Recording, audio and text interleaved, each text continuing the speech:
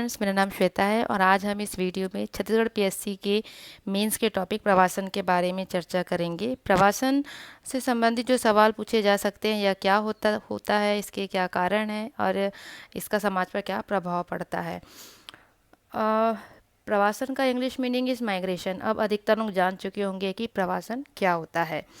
प्रवासन जो है, देखें तो यह एक ऐसी प्रक्रिया है जिसमें जनजातियां अपनी विवशता से अथवा किसी आकर्षण या प्रलोभन से अपने मूल स्थान का परित्याग करके अन्य क्षेत्रों में जाके कार्य करती है। तो देखा जाए तो प्रवासन जब तब होता है जब उस मूल स्थान में कार्य नहीं होता, मजदूरी कम होती है, एग्रीकल्चर लो होता है, तब वह जनजातियां अपने जीवन स्तर के लिए, अपने जीवन निर्वाह के लिए जब अन्य क्षेत्र में जाती हैं और काम करती हैं तो इसे प्रवासन कहा जाता है। तो यह प्रवासन जो होता है, बेसिकली इसके दो कारक होते हैं। एक होता है पुश, सेकंड होता है पुल। पुश जो होता है धकेलना, जब हम किसी चीज़ को धकेलते हैं कि तुम वहाँ जाओ, वैसे ही जब परिस्थितियाँ जनजातियों को धकेलती हैं कि वहाँ जाओ और कार्य करो, तो यह परिस्थितियाँ क्या होंगी, वह होंगी, इसमें प्राकृतिक कारण इंक्लूड है।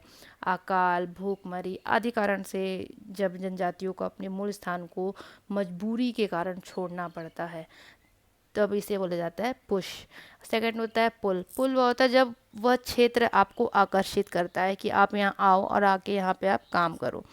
तो जैसे जो काम हम रायपुर में करते हैं उसके लिए जो पैसे मिलते हैं, और वही काम जब दिल्ली में जाते हैं तो उसके बदले कुछ और पैसे मिलते हैं। तो हमारा वहाँ जाके काम करना कहीं ना कहीं ये आकर्षण है अच्छे रोजगार के लिए या अच्छे पैसे के लिए हम वहाँ जाते हैं। तो आदि कारण होते हैं जिनकी वजह से हमें वह जगह आकर्षित करता है। इसके अलावा हम देखते हैं मीडियाज़ में, न्यूज़पेपर्स में और भी कारण हमें दिखाई देते हैं कि poor infrastructure, unemployment, red tapism, corruption आदि कारण। और इसके अलावा हम समय समय पर हमें आर्टिकल्स भी मिलते हैं जिसमें पलायन के बारे में चर्चा होती रहती है। अब हम आते हैं इसके स्वरूप पे। इसके दो स्वरूप है, एक अल्पावधि, सेकेंड इज दीर्घावधि। अल्पावधि मीन्स ये होता है जब जनजातियां जानती है कि उस क्षेत्र में 2 महीने का काम है तो वो वहाँ जाती हैं, कार्य करती हैं, पैसे अर्न करती हैं, एंड दे बैक टू अपने घर में लौट के आ जाते हैं, तो इसे बोला जाता है अल्पावधि। सेकंड इज दीर्घावधि, जब जनजातियां वहाँ जाती हैं और लंबे समय तक वहीं पर निवास रहती हैं और कार्य करती हैं और पैसे अर्न करती हैं, तो इसे बोला जाता है दीर्घावधि। इसके अलावा जो कारण पलायन के हो सकते हैं वह है रोजगार ढूंढना, बेहतर रोजगार की तलाश के लिए जाना, पढ़ाई के लिए जाना, विवाह के लिए जाना, सुरक्षा का अभाव, राजनीतिक बदलाव, सामाजिक अनुकूलन की कमी आदि कारण हमें जनजातीय क्षेत्रों में दिखते हैं, जिनके कारण इन क्षेत्रों में प्रवासन की समस्या दिन प्रतिदिन बढ़ती जा रही है। अब हम देखते हैं कि इनमें समस्या तो बढ़ी रही है, तो इसका कारण, इन सब के कारण समाज पे प्रभाव क्या पड़ता है।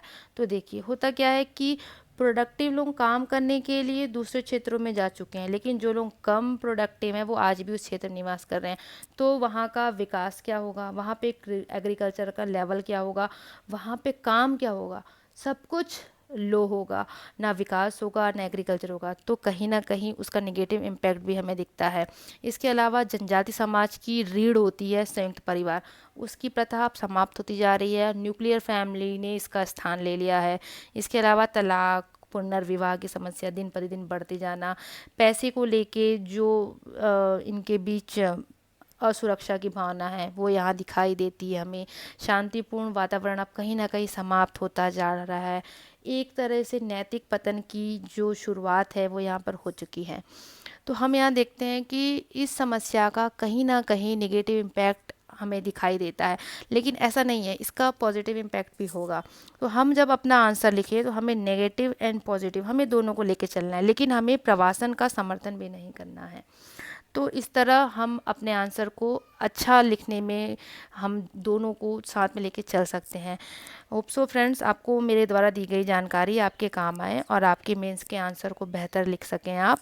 और अगर आपको इसमें कोई कमी लग रही होगी तो प्लीज़ कमेंट कीजिएगा और मेरे चैनल को लाइक एंड सब्सक्राइब कीजिएगा। Thank you friends.